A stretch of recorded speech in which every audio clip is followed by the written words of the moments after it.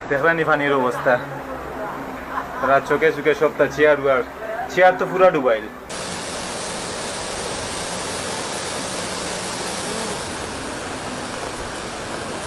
আর এই সাইড যে অবস্থা, আসলে সামনে দিয়ে আর যাওয়া পসিবল নাই। মানে যত সামনের দিকে যাইলাম তত পানি বেশি। ভাবছিলাম